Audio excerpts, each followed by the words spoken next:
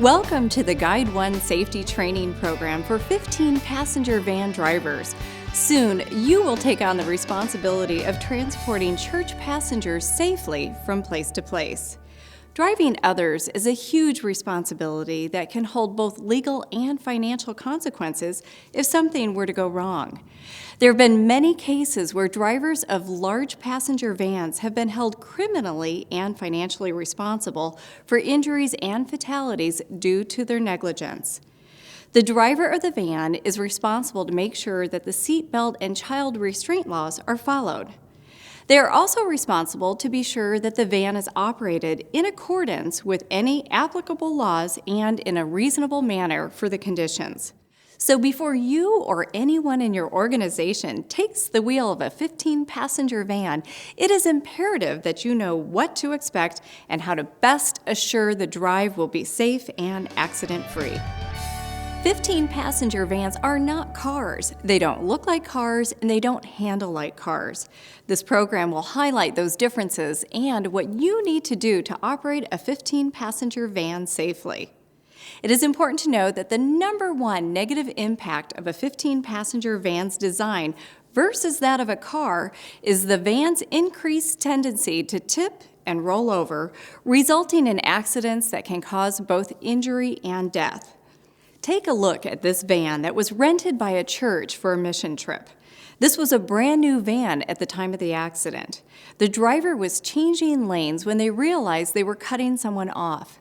The driver overcorrected and eventually lost control of the van. The van flipped onto a guardrail and all of the passengers, who were all wearing seatbelts, were injured. Tragically, a child was killed. By understanding a van's differences and how to adjust for them, you will be driving smarter and safer. As an added preventative measure, Guide 1 strongly suggests you do the following to increase safety while operating a 15-passenger van. Permanently remove the back seat. Permanently remove installed trailer hitches. And never use the rooftop carrier. The following information is intended to help you by reinforcing basic defensive driving techniques as well as teaching what skills and observances are necessary to safely operate a 15-passenger van. At the end of this program, you will be required to take an online test to receive your 15-passenger van driving certificate. Every church and school that uses a 15-passenger van should have an effective vehicle maintenance policy. Before you ever drive the church van, you will need to do a vehicle inspection. Your thorough vehicle inspection will begin from the outside in. Outside inspection should include the following. Check the vehicle body condition for any damage. Bumpers, fenders, and trim must be in good condition and must not be loose or damaged. Check the headlights, directional signals, and emergency flashers for operation, as well as cracked or missing lenses. Under the hood inspections are best done on a cold engine. Open the hood and check the battery connections, and engine accessory drive belts. Check the engine oil, brake cylinder fluid level, power steering fluid level, engine coolant, and washer fluid levels. Look for any leaks or loose components under the hood. Look under the body of the vehicle next. Check for any signs of oil or fluid leaks. Also, look at the muffler and exhaust systems, checking for holes, missing support hangers, missing tailpipes, or other defects. You should also check the suspension system for loose or hanging components, and check the shock absorbers for oil leaks or worn insulator bushings. Tires play an important role in 15-passenger van safety, so be sure to pay specific attention to the van's tires and wheels. Maintain and use tires that are less than 5 years old and are rated Load Range E. Lighter tires are cheaper, but not adequate. Look for loose or missing lug nuts. Check for any oil residue on the inside or outside of the wheel. This type of oil leak could indicate a bad brake cylinder or axle seal. Now, check that the tires are properly inflated. For example, this van requires tire pressure of 80 psi rear and 55 psi front. According to the National Highway Traffic Safety Administration, 74% of all 15-passenger vans have at least one tire that is not properly inflated. Make sure the tires also have adequate tread depth, greater than 1/8 inch, and the tires have no visible signs of deterioration. And don't forget the spare. The spare should be in good condition and adequately inflated. Now move to the interior inspection of the van.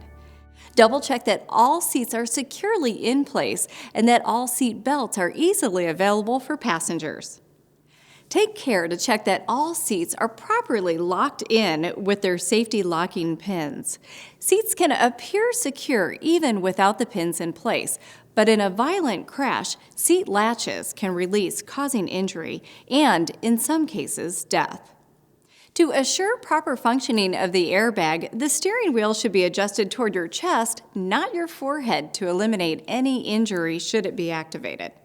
Be sure you do not place items on the engine cover and check both seat and floor areas for anything that could fall, roll around, or interfere with your concentration while driving. Most 15-passenger vans have flat floors with no footwell, so objects can roll or slide from anywhere on the van floor and interfere with driver controls. At the end of every trip, you should do a thorough follow-up inspection, double-checking outside as you did before your trip, checking underneath the van, under the hood and all tires, and inside with a check of gauges, seats and seat belts, lights and steering. Also, be sure to clean up any trash or other items from the floor. Drivers also should be absolutely aware that it is unlawful and unsafe under any conditions to drive a vehicle while under the influence of alcohol or drugs. Never, ever do it. There are several safety concerns you will need to remember when you are assisting passengers in boarding and departing the van. Always load forward seats first, leaving the back seats empty when fewer passengers are on board. This practice keeps more weight on the steering axle and improves handling characteristics of the van. Be sure to help any passenger needing special assistance and note if front seating may be required. Limit passengers to 10 people, including you, even though the van has seating for more. Never pull a trailer or load cargo on the van roof, which will make the van even more susceptible to rolling. Because of children's smaller size, airbags in forward seats can cause injury or death. Because of this, child restraint seats should never be placed in the front seat or last seats in the van. And since studies show that most child seats are improperly installed, we urge you to carefully read the vehicle owner's manual to ensure proper placement and usage. Before starting the van, double-check that you and all of your passengers are securely buckled in and that all doors are securely shut and locked. Note that 87% of all those killed in one vehicle large passenger van accidents were not wearing seatbelts. Always have the van turned off, the parking brake set before you or anyone else exits the vehicle. As we stated earlier, a 15-passenger van is not like a car. It has different characteristics that demand that you use caution and adapt your driving skills accordingly. For instance, vans are higher, longer, and wider than passenger cars, and they are normally heavier than a car when fully loaded. Most importantly, vans have a higher center of gravity, which makes them much more susceptible to tipping or rolling over. The driver's seat of a van is also situated further out front, over the front wheels, which can affect turning, so you will need to both slow down and utilize a wider area when turning your van to allow for the longer wheelbase and driver position. Blind spots for vans are also different than for cars, so it is extremely important to be aware of your blind spots and adjust for them. To make your side blind spots as small as possible, adjust mirrors so that just a sliver of the side of the van is visible. Also, leaning forward in your seat improves your angle of vision, further reducing the size of your blind spots.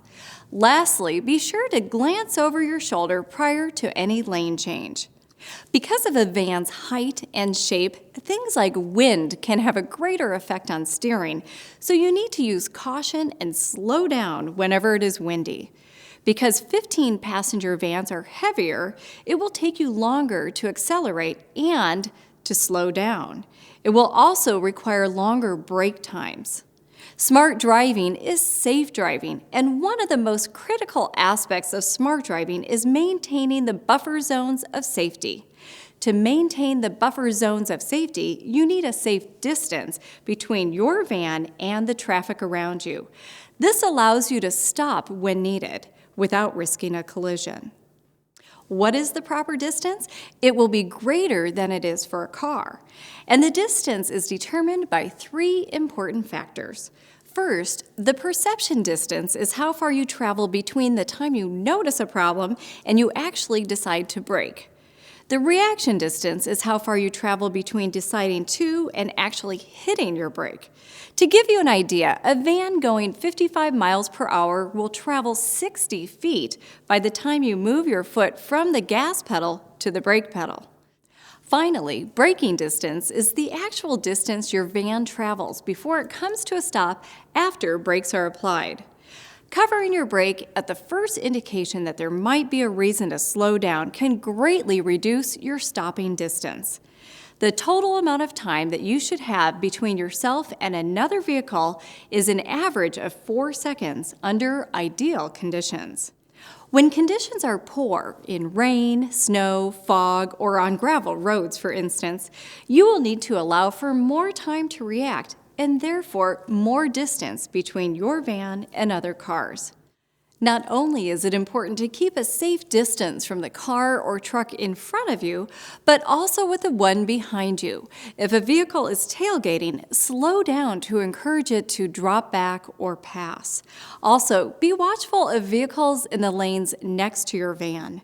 Scan the side and rear view mirrors every 4 seconds to continuously keep track of where traffic is. Because of blind spots, try not to drive alongside another vehicle for any extended length of time.